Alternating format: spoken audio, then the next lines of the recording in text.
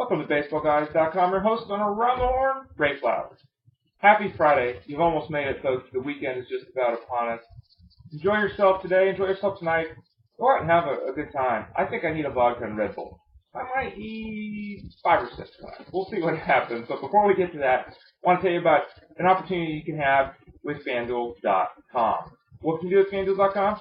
You get $10. You got $10 then run.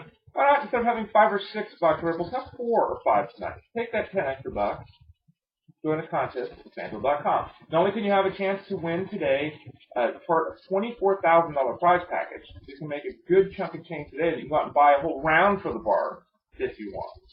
But if you win the event today, you then get entered into the grand prize $1 million FanDuel championship. So what do? You pick up a team based upon a salary cap. Really simple, a guy position, you're off and running. Again, if you win today, you get a chance to go to Las Vegas. What do you do in Las Vegas? You get a chance to win $200,000. You can put a bar in your house if you want with that money. You get an all-expense-paid trip to Vegas. You get to stay at a hotel. You get a huge event. I've been there with FanDuel.com, first-class organization when it comes to these events. So give it a shot. Take that $10, turn it into some winning today, turn it into a chance to win $200,000 as part of the $1 million grand prize at FanDuel.com. Just go right above me there. You get all the details on how to do that. Now, for those of you that want to try to do that, here's some advice on who you might have in your lineup and might want to leave out of your lineup on Friday. And for those of you just in a roto league, some advice on how to set your lineups on this Friday. First of all, a good play today, not Ubaldo Jimenez, though he has pitched much better of late. Give him credit for that. Much better of late. He actually looks like a major league pitcher yet again. But there's 2 hitters on the Tigers team that aren't going to be impressed by that if history is any indicator. Miguel Cabrera, Victor Martinez. We all know Miguel Cabrera trying to win the Triple Crown for a second straight season. Okay, it's not going to happen, but he has been absolutely spectacular, as good as everyone could have possibly hoped, just as good as he was last season. 350 with the home run and 7 RBIs against Ubaldo Jimenez. The other guy with success is Victor Martinez. 316, 2 home runs, 8 RBIs. And guess what, folks? Victor Martinez, all of a sudden, slowly starting to get that batting average back up, slowly starting to be a solid performer, and he is someone you want to take a look at on Friday. Now, for the Tigers, Justin Verlander is on the hill, and we all know how good he's going to be. But what about the case of Michael Brantley, who very quietly has had a solid season this year, just like he did last year? He actually hammers, not just hits, but hammers Justin Verlander. In 29 at-bats, he's got a nice total of 6 RBIs, but he's also batting .448. Yeah, who knew? Right. He's just going to be active in your life tonight. Michael Brantley. Cliff Lee against Ryan Braun. Oh, Ryan Braun. Yeah, we talked about Ryan Braun. I don't want to get into all that all over again. But Ryan Braun has shown an ability in the past when these issues have arisen to maintain focus and maintain success on the field. I would expect him to continue to do that. I would also expect him to have success against Cliff Lee. Now, on the surface, doesn't sound like a great matchup because Cliff Lee is obviously one of the best pitchers in baseball. But Ryan Braun is 9 for 19 with 3 home runs. So he's batting over .470 with 3 bombs against Cliff Lee. Might want to pay the price for Ryan Braun tonight. Hiroki Kuroda has been spectacular this season. I mean, he has been just utterly fantastic. He's been really good every season he's been in the big league. He's been fantastic this year. 2.59 ERA, 1.04 WHIP. No reason to look at him and think you don't want to use him, of course. And also this, against Seattle, 379 OPS. Excuse me, 579 OPS, and a 168 batting average for that team from the Mariners. So Kuroda's having success against everyone. He's always having success against the Mariners. Good start tonight. Another pitcher who's a good start tonight is Francisco Liriano. 60 at-bats against the Cubs. 19 strikeouts. So 1 in every 3 at-bats almost is ending up in a strikeout for Liriano. Liriano hasn't allowed a single home run. 0 home runs in 60 at-bats against the Cubs batters, and they're hitting 117. Yeah, he's a pretty good play this evening. On the flip side, Edson Volquez, not a great play. Always struggles on the road. He's pitching in Colorado.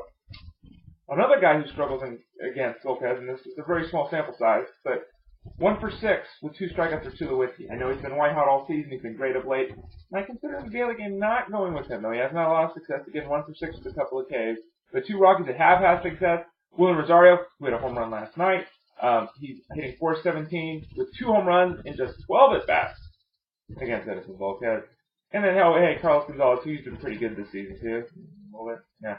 .417 batting average for him against the righty from San Diego. Now on the downside, some guys you might want to avoid pitching or hitting on Friday. Justin Verlander. I talked about him earlier, and he has been great this season, but there are some, I'm not going to say signs of slippage because the strikeout rate is up and that kind of thing, but look deeply at the numbers, and he really has had, let's just say, a solid start to the year, but not quite the start that was expected when he was a top 15, top 20 selection this year. You're paying the big bucks for Verlander. May not be the best move on this Friday. If it is, it isn't, whatever. Let's talk about Nick Swisher, though, a batter against Verlander that you can't trust. You cannot trust Justin Verlander. 214 average, 20 strikeouts and 56 at bat. So more than 1 of every 3 at bats a strikeout. With Verlander's strikeout rate up and with the strikeouts all throughout the Indians' order, he's still a good play manager. Adam Wainwright, dominating pitcher. Joey Votto, dominating hitter. Who has the better of that matchup? Wainwright. Joey Votto is 2 for 20 with 5 strikeouts against Adam Wainwright. The righty from the Cardinals has the number of Joey Votto. In a daily league, you probably don't want to go with Votto. In a roto league, it's hard to sit Joey Votto. I understand that. I still would roll with him. But again, 2 for 20 with 5 strikeouts. Not a lot of success for the Reds' first baseman. Matt Cain versus Gerardo Parra. Now, Gerardo Parra is sitting over 310. He had another good evening last night on Thursday, but he just doesn't hit Matt Cain very well. 9 for 44, which is a 205 batting average. 12 at bats, 20 at bats. 44 at bats is a pretty good chunk of at bats, and he's batting 205 there. So Gerardo Parra, great season for the Diamondbacks, not a good matchup for him on Friday. And then finally, Marco Scutaro, and this is such an interesting case.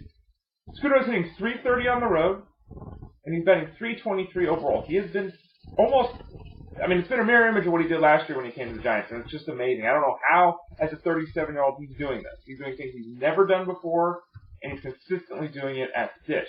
However, he's facing Patrick Corbin, who's been terrific this year, and he's only 3 for 15 against Patrick Corbin. So not a lot of success against the Diamondbacks starter. And there's also this. Despite the 320-plus batting average, Scutaro has 1 home run. He had 0 steals, and he's knocked in 13 runs. 13! So all he's doing is giving you batting average. I wouldn't start him tonight with a bad matchup, even though he's been so incredibly good, even though he's not been great as a fantasy performer because of the deficiencies in those 2 categories. I can't talk those 2 categories. Maybe I need the vodka Red Bull right now. We'll go find out. I'm Ray Flowers, FaceballGuys.com. Thanks for joining me on Around the Horn. Enjoy your Friday. Enjoy your weekend. Go to FanDuel.com and sign up for that contest. Win yourself a few bucks.